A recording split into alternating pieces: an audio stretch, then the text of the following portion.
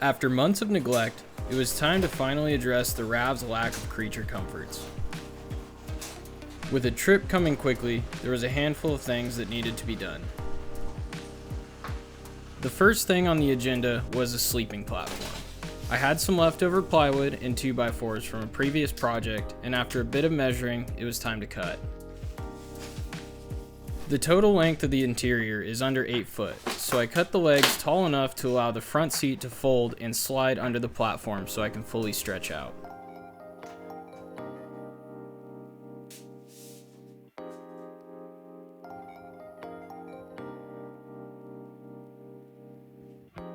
The interior height of the cab is quite tall, so utilizing the height with a platform allows me to store gear underneath. Extra storage space is a must with a tiny vehicle like this. My goal for this project was to keep it as cheap as possible, so I repurposed the old mattress out of the flip pack and glued it to the top of the plywood. I won't say it's the most comfortable, but it'll do for now. After test fitting and making some adjustments to the legs, the platform was complete.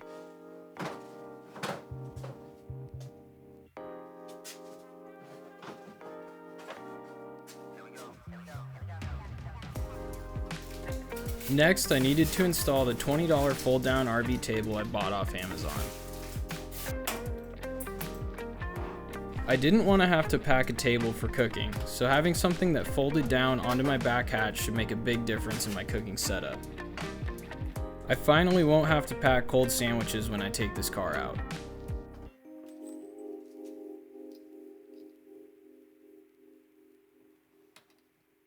After removing the plastic cover and measuring, I screwed the brackets into the hatch and affixed it to the table.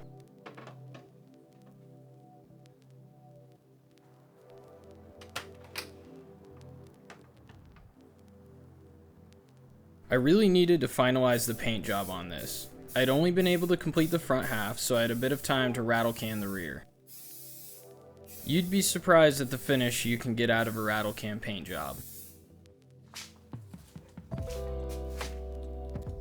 I cut some appropriately made decals, and the aesthetic portion of the Rav was done.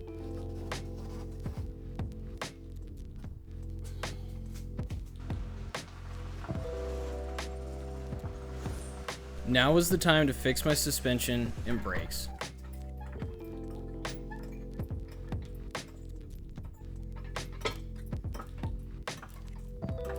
The struts were so old, the car practically looked lowered, and the rear drums were grinding something awful.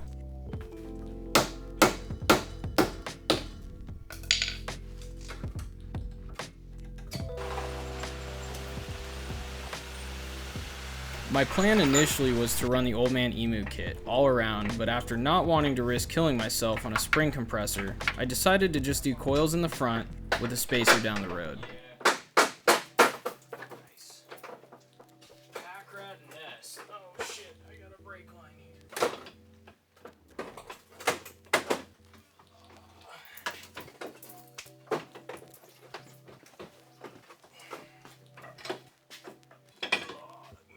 This thing was beat. Yeah. Oh, dude, the boots all. Oh, they were KYPs. That's actually a good brand. Yeah. Look at this side.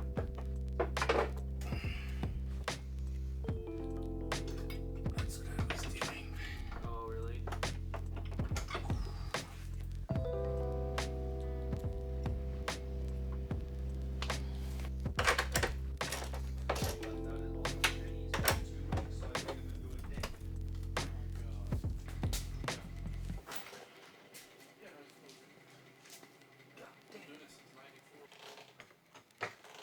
Now I was on to the rear. I had bought the Old Man Emu springs and shocks, but they were back ordered a few weeks. I just scored a set of Toyo ATs for $300 and had a bit of rubbing at full flex, so I ordered some rear spacers to bring the ass end up. What's that? I knew once I was loaded down for camp that this thing would sag out pretty bad, and although I object to running spacers, I currently had no choice. Shook it right out of me.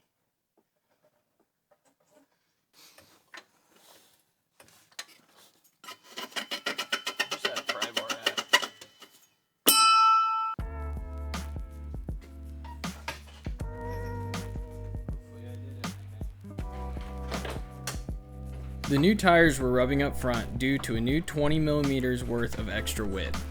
Before cutting up my front bumper, I had to remove the wiper fluid reservoir, as it would protrude out from where the bumper would be cut.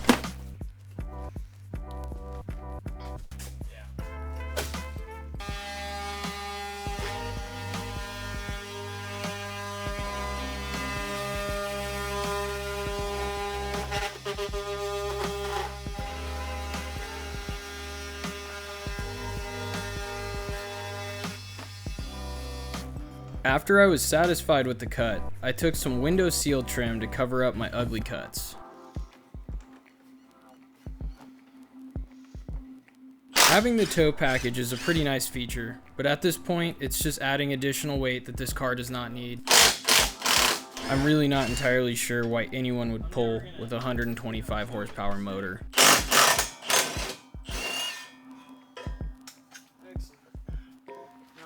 Big old exhaust exposed. Until the rear suspension comes in, this project is pretty much completed. I was overall really enthused with the stance of the new suspension, tires, and spacers. The ground clearance was finally there and I was feeling confident to get it back out on some trails.